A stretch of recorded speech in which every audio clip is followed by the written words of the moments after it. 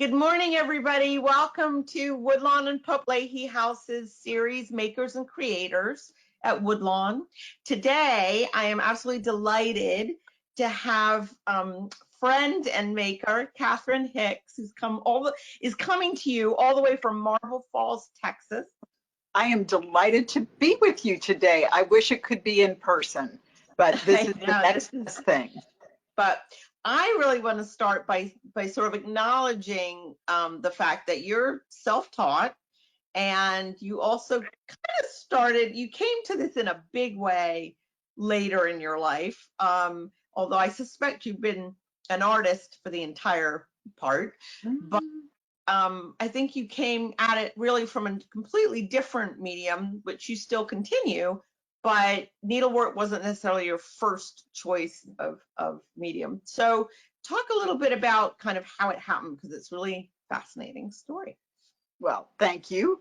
I would say that I grew up with a needle in my hand. It was the 1960s, after all, and my sister got very swept up in the whole hippie chick, decorating your jeans and your chambray shirts and all of that.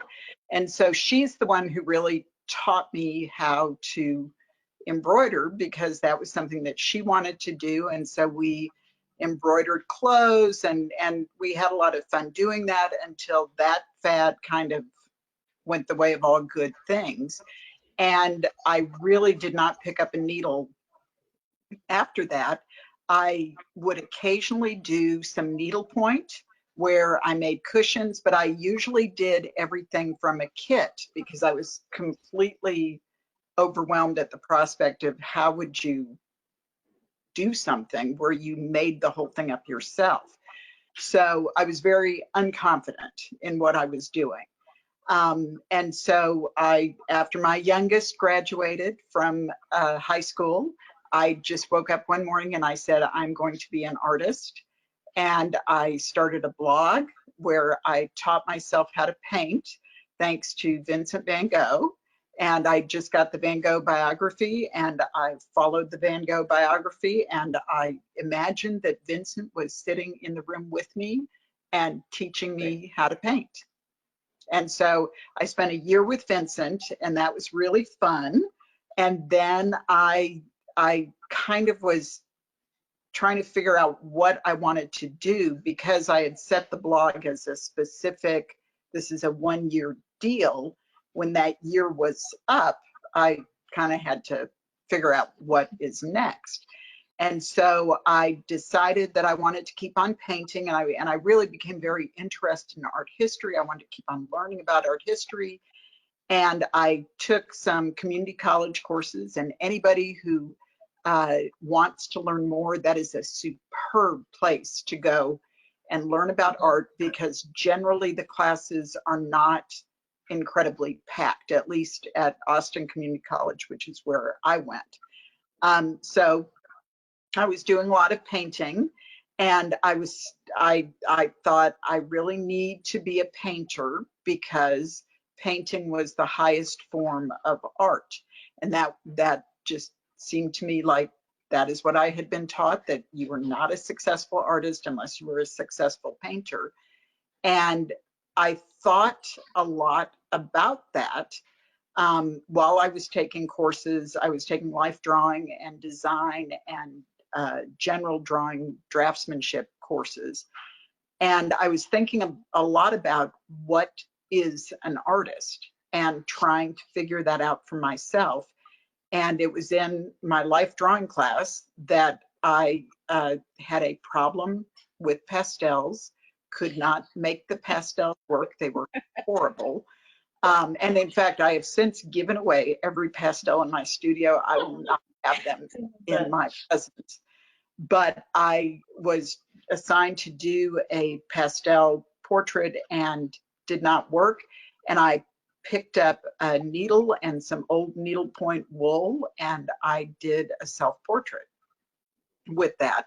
And so I got a good reaction to that. So I said to myself, maybe I'm onto something.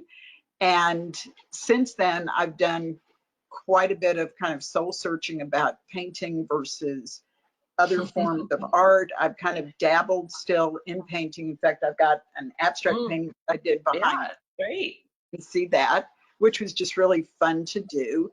But I think that the way that my hands like to express themselves is with a needle. That is what has really stuck for me. Can you turn around and bring one of those beautiful Sure. portraits a little closer? Because I think it would be great for people to see them. And I think that what's really an interesting aspect of what you do is, and this is stunning, what you know is that you're using the frame that you put the work in really as part of the work, right? So the frame and also the way you construct your pieces, which don't always have a hard frame, but that structure is there. So tell us a little bit about what made you, not only are you doing the portrait, but what made you, you know, think so kind of intently about where that portrait was going to be fitted after, you know, as I will say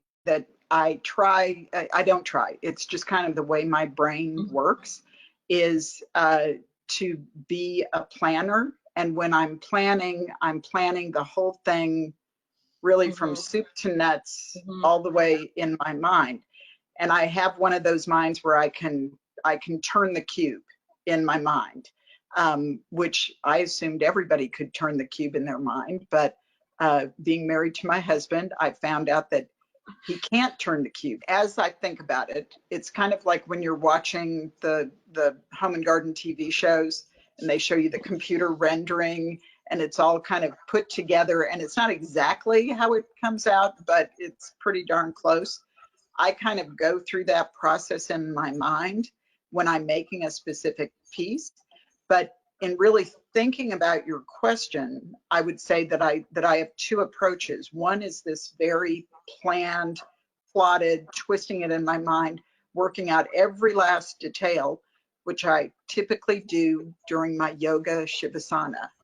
That is my best thinking time, is during that time period.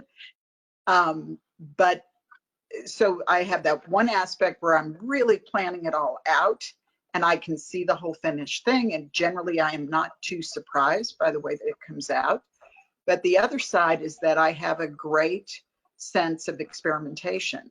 And there are things where I will say, I'm just going to horse around and I will spend a week or 2 weeks just horsing around to see what it is that I get. But I spent probably 2 years thinking about what is a painting and could a painting be sewn? And that was a very constructive time for me. I didn't feel like it was. I felt like I was really spinning my wheels and I wasn't getting anywhere. But that allowed me to think that painting and sewing could combine and go together. And I don't really think of what I'm doing as specifically embroidery. I really think of it as mark making and painting. Really, I'm just using a dry media instead of a wet one. You know, I think I'm always taken by the fact that a lot of your work is really pretty serious, but you also have a remarkable sense of humor in a lot of your work. And what kind of, can you talk a little bit about whether you sort of begin the process knowing that, well, this one's going to be, you know, this one's going to be about something really important and serious, and this one's going to be a fun piece, or does it kind of, you know, happen organically going from one to the other? That what really happened, it's not that I'm choosing the piece is choosing me. Somehow somebody gets into my brain and says, I need attention. And I feel like I need to do that piece. And it's like I just can't rest until I've done that piece. I did last year at Woodlawn, I showed Audrey Hepburn with the collar, with the stump work collar. And that collar obsessed me for 6 months before I started it, before I did anything about it. Every time I would put on a shirt with a collar, every time I'd see my husband in a shirt with a collar, I would think, I need to do something with a collar. And I think that it was just kind of one of those Pinterest rabbit holes where I came across a picture that I was familiar with already of Audrey Hepburn with the pop collar. And I said, there's the collar. That's the thing to do it on. So some of them come about like that. Some of them come about that I figure out a way to make them funny kind of in the middle of it. I'm trying to, when I'm really trying to be funny, I'm not funny. I mean, as is so often the case at a cocktail party. But I don't know, they just kind of evolve. And if I see an opportunity to layer in a joke, I'll layer in the joke. I did a Texas piece that is based on Roy Lichtenstein's Drowning Girl. And that piece, I made the girl naked, as we say in Texas. She was not naked or nude, she was naked.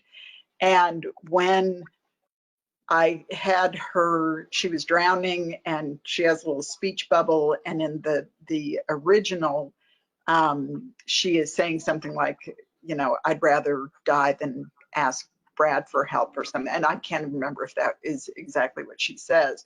But in mine, I made sure to indicate that she was at the wrong swimming hole, because in Austin, we've got one swimming hole that is for naked people, and the other swimming holes are not for naked people. That was good. Thank you. One last question. Okay. If you could give advice to somebody, you know, starting out, what would your advice be?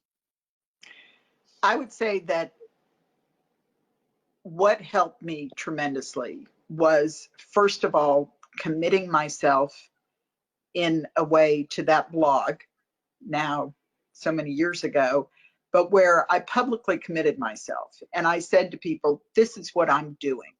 And people looked at me like I was insane. And why would I do this? And why would I waste my time doing this? But I kept doing it. I kept persisting. The one thing that I would advise people to do is to be brave. And then probably the second thing I would advise them to do is to tell that inner critical voice to shut the hell up, that it has no business in your head and does not belong there. That voice needs to like go into a little suitcase in the closet. And if you really want to beat yourself up, go get it out of the closet and take it out of the suitcase and have at it. But that voice is not doing you any good right now. Just live your life, make what you want to make. And when you can look at it objectively and say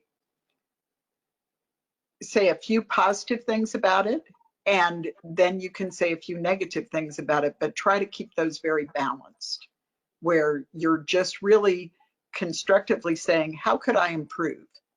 And I look back at the work that I did at the beginning, and I think that is such crap.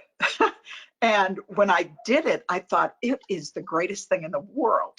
And both can be right. Both can be right. And it's just saying, what can I do to keep progressing and keep doing what I want to do to express myself? That's great. Thank you so much. Amanda, thank you. So thank you so much, Catherine Hicks, for being with us this morning. We're delighted to have you here. I think we could probably talk for at least another hour or two about not just your work, but your process. So thank you for sharing some of that with us. And tomorrow, people can tune in on our Instagram and see a little bit more behind the scenes and learn a little bit more about you without me sitting here. And we look forward to having you in many, many shows in the future.